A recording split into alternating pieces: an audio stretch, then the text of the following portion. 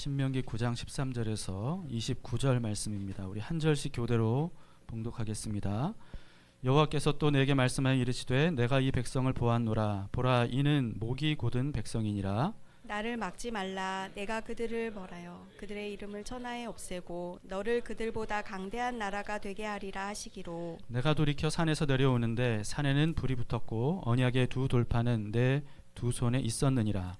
내가 본즉 너희가 너희의 하나님 여호와께 범죄하여 자기를 위하여 송아지를 부어 만들어서 여호와께서 명령하신 돌을 빨리 떠났기로. 내가 두 돌판을 내 두 손으로 들어 던져 너희의 목전에서 깨뜨렸노라. 그리고 내가 전과 같이 40주 40야를 여호와 앞에 엎드려서 떡도 먹지 아니하고 물도 마시지 아니하였으니 이는 너희가 여호와의 목전에 악을 행하여 그를 경노하게 하여 크게 죄를 지었음이라. 여호와께서 심히 분노하사 너희를 멸하려 하셨으므로 내가 두려워하였노라. 그러나 여호와께서 그때도 내 말을 들으셨고 여호와께서 또 아론에게 진노하사 그를 멸하려 하셨으므로 내가 그때에도 아론을 위하여 기도하고 너희의 죄 곧 너희가 만든 송아지를 가져다가 불살라 찢고 티끌같이 가늘게 갈아 그 가루를 산에서 흘러내리는 시내에 뿌렸느니라. 너희가 데베라와 마사와 기브론 핫다와에서도 여호와를 경노하게 하였느니라. 여호와께서 너희를 가데스 바네에서 떠나게 하실 때에 이르시기를 너희는 올라가서 내가 너희에게 준 땅을 차지하라 하시되 너희가 너희의 하나님 여호와의 명령을 거역하여 믿지 아니하고 그 말씀을 듣지 아니하였나니 내가 너희를 알던 날부터 너희가 항상 여호와를 거역하여 왔느니라.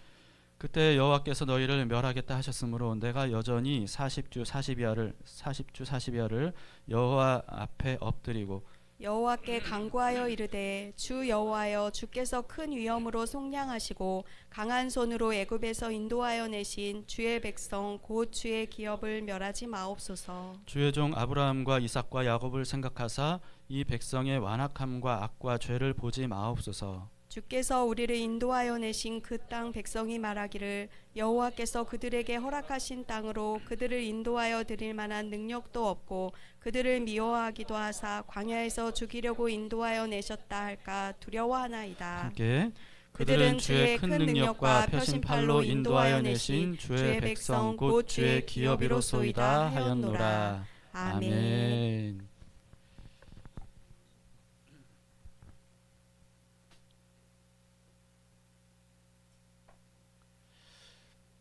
한 형제님이 예수동행일기에 이런 글을 썼습니다. 이번 주의 키워드는 기억하라 같습니다. 아마도 이번 주 큐티에 기억하라는 말씀이 많이 나와서 그래서 이런 일기를 쓰신 것 같습니다. 이번 주 수요일에 기억하라는 말씀이 2번 나왔고요. 그리고 목요일에 한 번, 금요일에 한 번, 토요일에 한 번 이렇게 계속 기억하라는 말씀이 수요일부터 연거푸 계속 나오고 있습니다. 여기서 그치지 않고 이제 앞으로도 여러분들이 신명기를 보시면 기억하라는 말씀이 계속해서 나올 겁니다. 네, 그만큼 기억하라는 게 중요하기 때문이겠죠. 신명기에서 기억하라고 강조하시는 말씀을 요약하면 3가지로 요약을 할 수가 있습니다. 첫 번째는 이스라엘을 위해서 하나님께서 행하셨던 놀라운 일들을 기억하라 라고 하는 겁니다. 이집트에서 또 홍해에서 또 40년간 광야에서 하나님이 이스라엘을 구원하시기 위해 인도하시기 위해 행하셨던 놀라운 일들, 그 일들을 기억하라 하는 것이죠. 2번째는 시내산에서 하나님과 맺은 언약을 기억하라 라는 말씀입니다. 시내산에서 맺은 언약, 그게 뭐죠? 십계명 그리고 율법이죠. 십계명 율법. 말하자면 이거는 서약서 같은 겁니다. 서약, 하나님과의 서약. 십계명과 율법을 백성들이 지키겠다고 약속했어요. 그럼으로써 하나님과 이스라엘 사이에 특별한 관계가 맺어지게 된 거죠. 그 사실을 모세는 절대로 잊지 말고 서약했으니까, 그러니까 율법을 잘 지키라, 이런 말씀이 반복이 되는 겁니다. 신명기라고 하는 그 성경 이름의 원래 그 신명기 한자어를 여러분 아십니까? 흔히 이제 신자를 하나님 신자로 생각하기 쉬운데요. 그게 아니고 다 되풀이할 신이에요. 되풀이할 신. 다시 말해서 하나님의 명령을 되풀이한 기록. 이게 바로 신명기입니다. 네, 그만큼 반복해서 기억하도록 하나님의 말씀을. 그게 바로 신명기죠. 세 번째 기억하라고 하는 내용은요. 이스라엘이 하나님께 잘못을 범했던 일들을 기억하라 라고 하는 내용들입니다. 이런 내용이 신명기에 굉장히 많이 나와요. 어제 본문에도 이런 구절이 있었습니다. 9장 7절 8절에 보시면요. 너는 광야에서 내 하나님 여호와를 경노하게 하던 일을 잊지 말고 기억하라. 내가 애굽 땅에서 나오던 날부터 이곳에 이르기까지 늘 여호와를 거역하였으되 호렙산에서 너희가 여호와를 경노하게 하였으므로 여호와께서 진노하사 너희를 멸하려 하셨느니라. 예, 너희가 어떤 잘못을 범했는지 기억해라. 그때 하나님이 너희를 멸하려고 하지 않았느냐. 이 말씀을 보면 인간적으로 보면 이런 생각이 들 수 있어요. 하나님 생각보다 뒤끝이 있으시구나. 여러분 부부싸움을 하거나 부모가 자녀를 야단칠 때 오래전에 있었던 일까지 다 끄집어내서 말하는 경우, 야단치고 막 뭐라고 하는 경우 있잖아요. 그러면 듣는 사람 가슴이 어때요? 답답해요. 도대체 이걸 뭐 어쩌라는 건가, 이런 생각이 들어요. 하나님이 그런 식으로 말씀하시는 건가? 오해하지 마세요. 여러분, 이 신명기는요, 하나님께서 직접 하신 말씀이 아니고 모세가 가나안 정복을 앞둔 출애굽 2세대들에게 유언으로 남긴 말씀입니다. 그러니까 신명기는 모세가 40년 동안 이스라엘 백성들을 지켜봐왔잖아요. 근데 너희가 과거에 그런 일을 저질렀다. 그렇게 저질렀기 때문에 우리가 40년 동안이나 광야를 헤맬 수밖에 없었던 거다. 그런데 이제 또 가나안 땅을 앞두고 너희가 과거와 같은 1세대들과 같은 그와 같은 잘못을 범하면, 그러면 또다시 우리는 광야로 돌아갈 수밖에 없는 거다. 제발 그런 잘못을 범해서는 안 된다. 과거에 이런 잘못을 너희가 범했던 그 전철을 또다시 밟아서는 절대로 안 된다. 이렇게 경고를 하는 내용이죠. 이 모세의 심정을 여러분들이 지금 느낄 수 있어야 됩니다. 40년 전에 들어갈 수 있었던 가나안을 못 들어간 상태, 그걸 다시 되풀이하지 않기를 바라는 마음으로 과거에 이런 잘못했던 것 꼭 기억하고 그 잘못 때문에 이런 일이 벌어졌다는 것을 꼭 알고 다시는 그런 잘못을 범하지 말라 하는 거죠. 지난날 자신의 치명적인 잘못을 떠올리는 거, 이거 뭐 유쾌한 일이 아니죠. 그러고 싶은 사람이 어디 있겠어요. 저 역시도 과거에 이 잘못들이 불현듯 막 떠오를 때가 있어요. 막 무작위로 막 떠오를 때가 있습니다. 그럴 때는 정말 지금도요 얼굴이 화끈거리고 내가 그때 왜 그랬을까 하는 생각에 가슴이 멍이 찔리는 듯한 이런 고통을 느낄 때도 있습니다. 되돌릴 수만 있다면. 근데 참 너무 고통스러운 일이에요. 근데 이런 고통스러운 기억이 동일한 잘못을 반복하지 않도록 저를 지켜주는 거죠. 만약에 이런 기억이 완전히 다 사라져 버렸다면, 내가 그런 잘못을 범했던, 그래서 그로 인해 그 잘못된 결과를 얻게 됐던 것들, 이런 것들을 까맣게 잊어버렸다면 또다시 그런 잘못을 저지르게 될 거 아니겠습니까? 나라와 교회의 역사도 마찬가지입니다. 자랑스럽고 좋은 역사만 기록에 남기면 되는 게 아니고요, 부끄럽고 추악했던 나라와 교회의 역사도 다 기록에 남겨야 돼요. 이 부끄럽고 추악한 역사라고 해서 다 없애버리거나 또는 미화하거나 또는 조작하잖아요.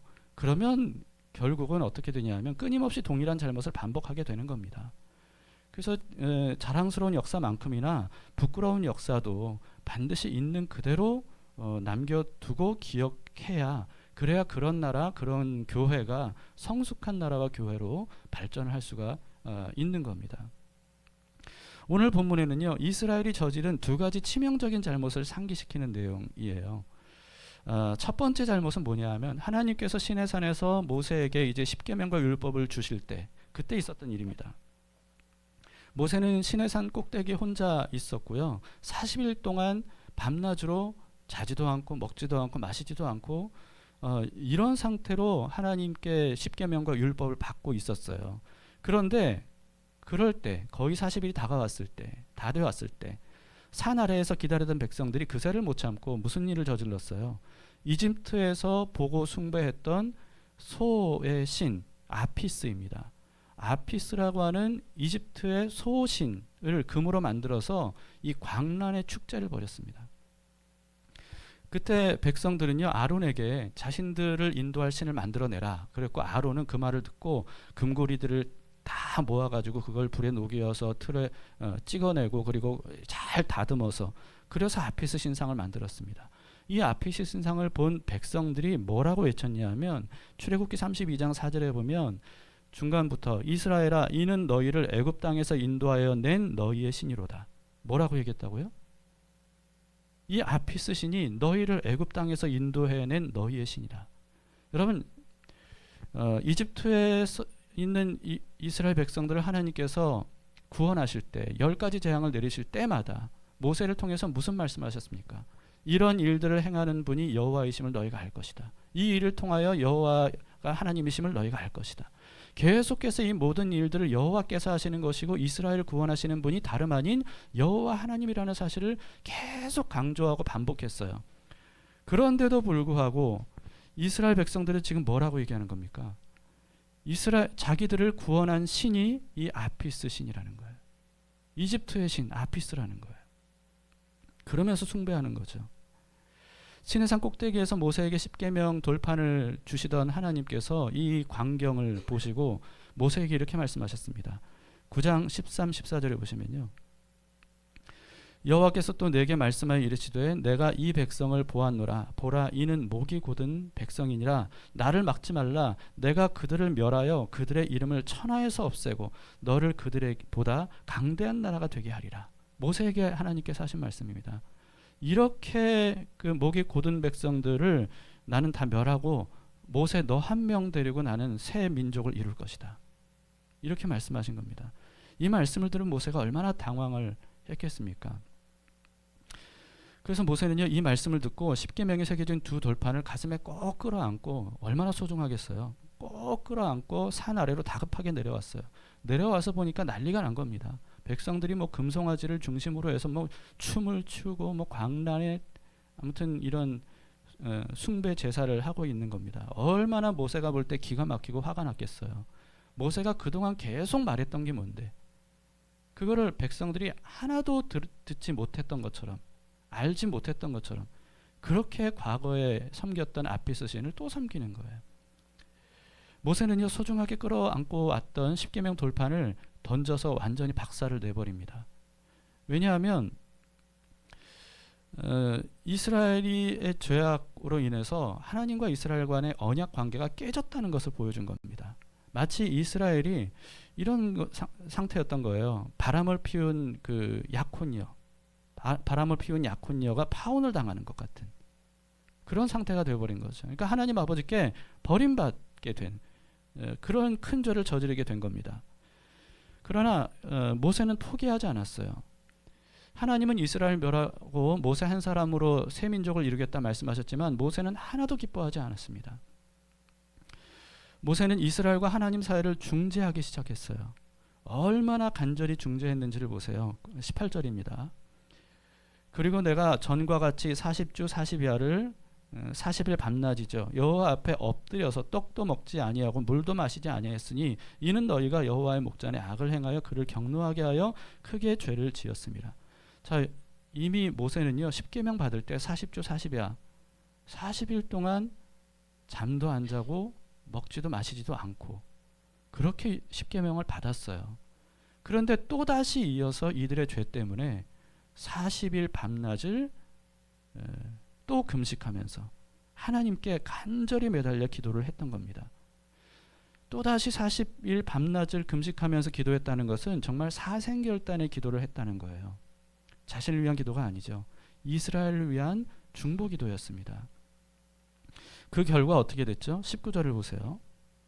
여호와께서 심히 분노하사 너희를 멸하려 하셨으므로 내가 두려워하였노라. 그러나 여호와께서 그때 내 말을 들으셨고 그래서 그들을 용서해 주셨죠. 다시 받아들여 주셨어요. 근데 그게 끝이 아니었습니다. 이스라엘의 지도자인 아론이 어떤 잘못을 저질렀어요? 지도자인데도 불구하고 하나님의 말씀을 전한 사람이고 모세와 같이 이 모든 일은 하나님이 행하시는 것이다 말한 아론이 이 금송아지를 만들어줬단 말이에요. 하나님이 그런 아론을 멸하려고 하셨습니다. 그때도 모세가 아론을 위해서 중보기도 했어요. 20절에 여호와께서 또 아론에게 진노하사 그를 멸하려 하셨으므로 내가 그때에도 아론을 위하여 했다는 거죠. 그래서 아론이 용서함을 받을 수 있었던 겁니다. 이게 오늘 기록된 첫 번째 이스라엘 백성들이 기억해야 될 잘못이고요. 두 번째 치명적인 기억해야 될 잘못은 가데스 바네아에서 있었던 일입니다. 가데스 바네아가 어떤 곳인지 여러분 이제 아십니까? 가데스 바네아 거기서 무슨 일이 있었죠? 네, 가나안 땅에 들어가기 전에 12명의 정탐꾼을 보냈었죠. 돌아온 12명 중에 10명의 정탐꾼이 그 땅 못 들어간다. 너무 좋은 땅은 맞지만 거기 들어가면 우리 다 죽는다. 거기에는 철병거가 있고 큰 높은 성벽이 있고 더군다나 안악자손이라고 하는 엄청난 거인들이 지키고 있다. 우리 거기 들어가면 다 몰살 당할 수밖에 없다. 이 말을 듣고 이스라엘 백성들이 절망과 낙심을 했는데요. 절망과 낙심한 것만이 아니고 이렇게 말했어요. 하나님께서 자신들을 미워하셔서 죽이시려고 이집트에서 우리를 여기까지 이끌어 오셨다. 이렇게 말하면서 하나님께 분노와 원망을 쏟아냅니다. 밤새도록 통곡하면서. 이 모습을 본 하나님께서 너무나도 분노하셨습니다. 아니 그동안 어떻게 해서 이들을 구원하셨고 이끌어내셨는데 이들이 하나님이 자기들을 미워한다고 죽이려고 한다고 이런 말을 하냐 말이죠. 하나님이 너무나 진노하셨어요. 25절 26절을 보세요. 그래서 이렇게 말씀하셨죠. 그때 여호와께서 너희를 멸하겠다 하셨으므로 내가 여전히 40주 40여를 여호와 앞에 엎드리고 여호와께 간구하여 이르되 주 여호와여 주께서 큰 위엄으로 속량하시고 강한 손으로 애굽에서 인도하여 내신 주의 백성 곧 주의 기업을 멸하지 마옵소서. 또다시 이때에도 모세는 40일 밤낮 금식하면서 이스라엘을 위해 중보 기도를 했다라고 하는 겁니다. 그 결과 40년 동안 광야를 떠돌긴 했지만 어쨌든 이스라엘 백성들은 존속할 수 있었고 그리고 결국은 가나안 땅에 2세대들이 들어갈 수 있게 되었습니다. 그런데요, 우리는 이런 말씀들을 보면 결과가 뻔하지. 하나님은 늘 용서해 주시는 분이잖아. 하나님께서 죄 용서해 주시는 거 그건 당연한 거 아니냐. 우리는 그렇게 생각하기 쉽습니다. 여러분 그렇게 생각하시면 안 돼요. 그거는 성경을 잘못 알고 있는 것이고 하나님을 잘못 알고 있는 겁니다. 그리고 죄가 뭔지도 모르는 그런 이야기예요. 물론 하나님은 오래 참으시는 분이고 인자와 긍휼이 많으신 분입니다. 그럼에도 불구하고 하나님은요, 죄와 악을 용서해 주시는 것이 당연한 게 아니라 하나님이 보실 때 당연한 것은 죄와 악을 멸하시는 것, 이게 당연한 거예요. 죄악을 용서해 주시는 것은 하나님께 사실은 당연한 일이 아닙니다. 태초에 하나님께서 아담에게 선악을 알게 하는 나무 열매를 먹으면 어떻게 될 것이라고 말씀하셨습니까? 반드시 죽는다고. 죽을지도 모른다 이게 아니었어요. 반드시 죽는다고 말씀하셨습니다. 그리고 율법에는요, 여러 가지 이제 죄와 악에 대한 말씀을 하시면서 그런 죄와 악을 저지르면 반드시 죽는다. 이렇게 말씀하셨거나 심지어는요, 그런 죄와 악을 저지른 사람은 반드시 죽여라. 이렇게까지 말씀하셨습니다. 그리고 이런 말씀도 하기도 하셨어요. 민수기 14장 18절을 보세요. 여호와는 노하기를 더디하시고 인자가 많아 죄악과 허물을 사하시나 형벌을 받을 자는 결단코 사하지 아니하시고 아버지의 죄악을 자식에게 갚아 3, 4대까지 이르게 하리라 하셨나이다. 3, 4대까지 이르게 하신다. 여러분 이게 무슨 뜻인지 아시겠습니까? 이거는 단순히 큰 형벌을 내리겠다 이런 뜻이 아니고요. 죄와 악의 씨를 아예 말려버리겠다는 거예요. 죄와 악의 가능성, 그 오염된 모든 씨앗을 완전히 다 도말해버리겠다 라고 하는 말씀입니다. 죄악에 대해 하나님이 이렇게 말씀하시는 것들이 성경에는 굉장히 많이 있어요. 실제로 성경에 죄악을 범한 사람들에 대해 하나님께서 심판하시는 내용들이 얼마나 많이 있습니까? 소돔, 고모라 성도 그랬었고요. 그리고 이스라엘이 심판하고 정복했던 가나안 족속들도 그랬었죠. 그리고 광야에서 반역했던 고라 자손, 그리고 여리고성에서 취하지 말라고 금지하셨던 재물을 취했던 아간, 뿐만 아니고 성경에 이와 같이 하나님께서 그 죄와 악을 철저하게, 처절하게, 철저하게 심판하시고 멸하셨던 이와 같은 내용들이 성경에는 참 많이 기록이 되어 있습니다. 그런데도 오늘날 많은 그리스도인들은 하나님이 죄악을 용서해 주시는 건 당연한 거 아니냐. 그건 자동인 것처럼 그렇게 우리가 참 착각하기 쉽습니다.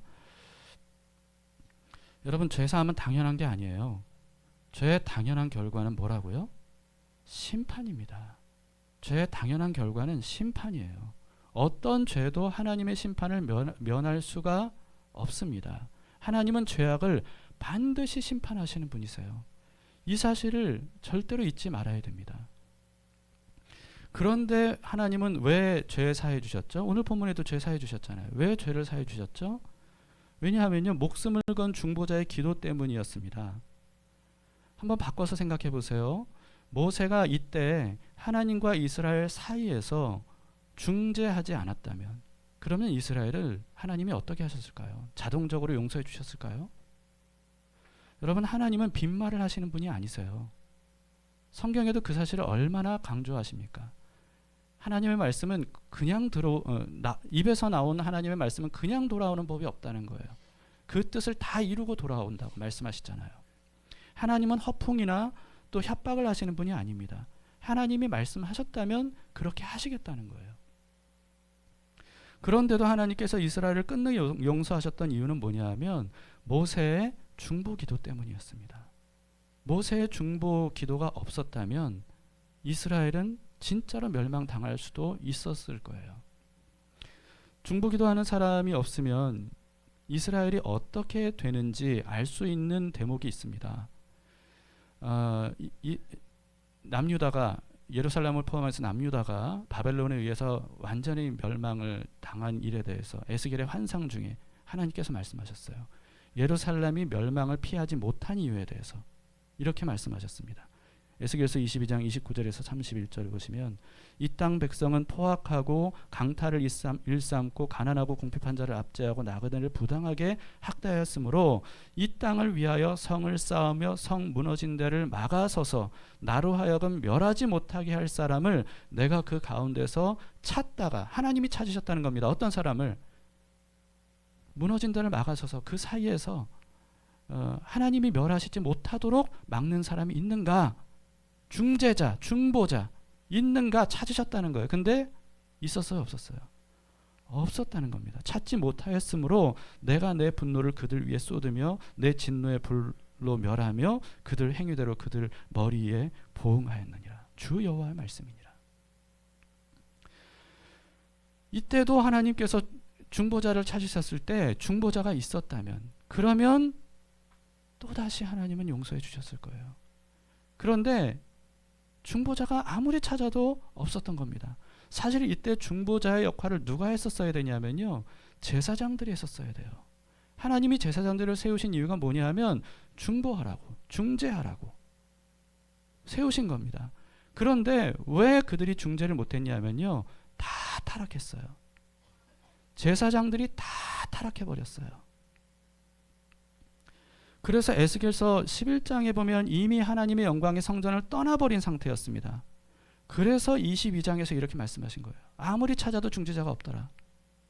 그래서 그들이 심판을 면할 수 없었다. 하나님 말씀하신 거예요.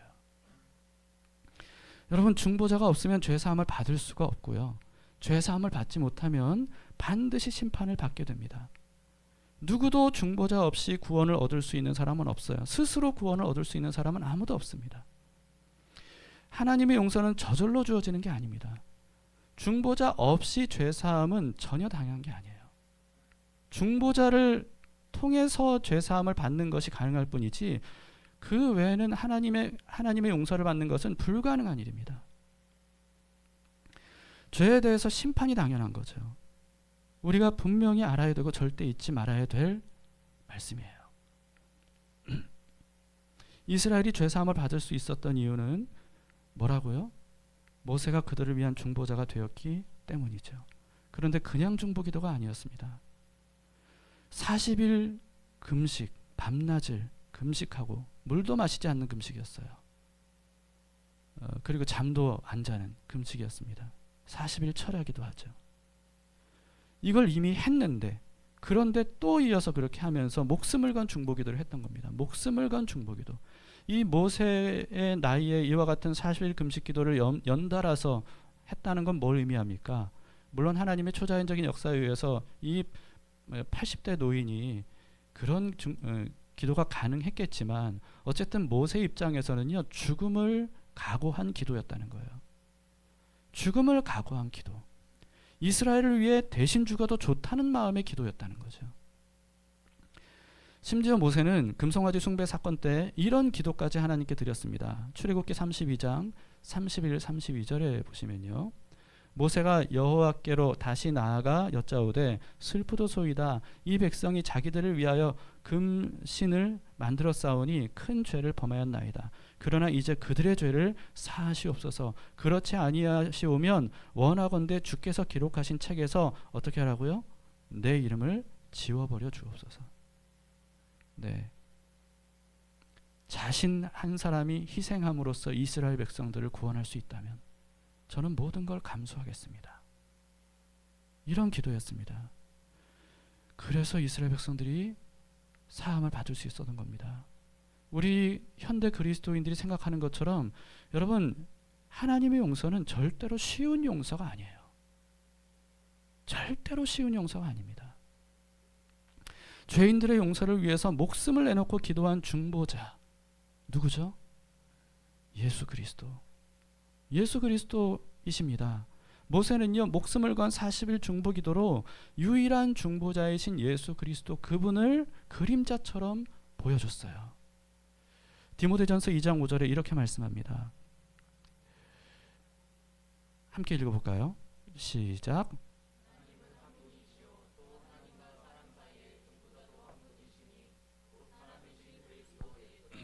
네, 중보자가 몇 명이에요?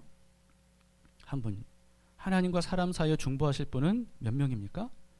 오직 한 분. 예수 그리스도 한 분밖에 없다는 겁니다. 왜 그렇죠? 왜냐하면 사실 온전한 중보자가 되려면 사람이긴 사람이어야 되는데 죄 없는 사람이어야 돼요. 죄 없는 사람. 그런데 죄 없는 사람은 이 땅에 예수님밖에 없어요. 사람으로 나신 하나님이신 예수님밖에 없어요. 그래서 예수님이 유일한 중보자이십니다. 근데 유일한 중보자가 예수님이신데 모세도 중보기도 했잖아요. 그리고 하나님은 제사장들도 중보자를 세우셨잖아요. 시대마다 중보자를 찾으셨잖아요. 무슨 뜻입니까? 유일한 중보자이신 예수 그리스도를 알려주시기 위함이었어요. 그들이 온전한 중보자였기 때문이 아니라 그들을 통해 장차 오실 예수 그리스도, 유일한 중보자로 오실 예수 그리스도를 알려주시고 그분이 바로 이와 같은 역할을 하실 거다. 너희는 아직 오지 않은 장차 오실 예수 그리스도, 그분을 믿고 바라보라. 이것을 구약 성도들에게도 알려주신 거죠. 구약의 제사와 성전, 율법, 이 모든 것들은요, 그리스도를 예표하는 그림자였던 겁니다. 히브리서 10장 1절에서 그 사실을 우리에게 알려주고 있죠. 율법은 장차 올 좋은 일의 그림자일 뿐이요 참 형상이 아니므로 해마다 늘 드리는 같은 제사로는 나아오는 자들을 언제나 온전하게 할 수 없느니라. 사실은 제사, 제사장, 성전 이런 것으로는 사람을 온전하게 할 수 없다. 죄사함을 얻게 할 수 없다. 오직 죄사함은 중보자, 한 분 중보자신 예수 그리스도, 그분으로만 가능하다는 거예요.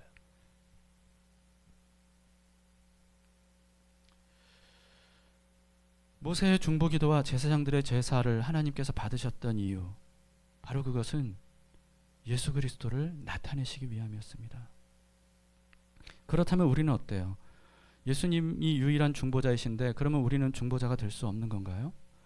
그렇지 않습니다. 하나님은 우리를 오히려 기도자로 부르셨어요. 중보기도자로 부르셨단 말이죠. 우리가 왜 중보기도자가 될 수 있을까요? 어떻게 중보기도자가 될 수 있을까요? 우리는 죄 없는 사람도 아닌데 어떻게 중보기도자가 될 수 있을까요? 왜냐하면 우리 안에 누가 계셔요? 우리 안에 예수님이 계시기 때문이에요. 우리는 예수님을 마음에 영접하죠. 그리스도의 영이신 성령께서 우리 안에 들어오신 것이 바로 예수님이 우리 안에 계시는 겁니다. 예수님을 중심에 모시지 않은 사람은요, 중보기도자가 될 수 없어요. 그런데 유일한 중보자이신 예수님께서 우리 안에 계시기 때문에, 그렇기 때문에 우리가 중보기도자가 될 수 있는 겁니다. 그런 의미에서 중보기도는 무조건 오래 많이 기도한다고 유효한 게 아닙니다. 뭐 수십 년 동안 하루도 빠짐없이 새벽 기도를 했다고 해서 그 사람이 중보기도 기도자가 될 수 있는 것도 아니고, 철야 기도를 뭐 1년 365일 철야 기도를 했다고 해서 그 사람의 기도가 유효한 것이 아니고, 오랜 날들의 금식 기도도 그것만으로 유효하게 하지 못합니다. 열정적으로 간절히 기도한다고 되는 것도 아니에요. 오늘 본문을 보면서 모세가 40일 동안 밤낮 이렇게 처절하게 자신을 희생하면서 기도했으니까 우리도 그렇게 기도해야 되는 거구나.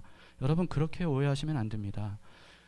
모세의 목숨을 건 40일 금식 기도는 우리가 해야 될 희생적인 기도를 의미하는 게 아니고요. 예수 그리스도께서 십자가에서 이미 이루신 완전한 희생의 중보를 상징하는 거예요. 물론 성령님께서 특별히 금식 기도로 부르시는 분들이 있습니다. 너희는 금식하라, 심지어는 40일 금식하라, 하나님께서 특별하게 부르시는 경우가 있어요.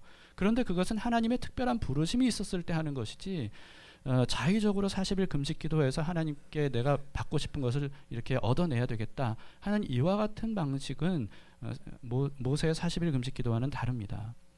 기도든 중보든 사람의 열심과 공로로 얻을 수 있는 게 아니에요. 중보기도자는 오직 유일한 중보자이신 예수 그리스도께서 십자가로 이루신 일을 믿고 의지하는 마음으로, 그렇게 해서 우리에게 주신 예수 그리스도의 이름, 그 이름을 빌려서 기도하는 사람, 이런 사람이 바로 중보기도자입니다. 그런 기도만이 우리의 기도를 유효하게 하죠. 예수님 없이 기도는 아무런 효력이 없어요. 그러나 예수님의 기도는 엄청난 효력이 있습니다. 우리 교회만 해도 중보기도가 필요한 사람들이 굉장히 많이 있습니다. 사실 여러분, 중보기도가 필요하지 않은 사람은 아무도 없어요. 중보기도가 필요하지 않은 사람은 아무도 없습니다. 우리는 모두 누군가의 중보기도가 필요한 사람들입니다.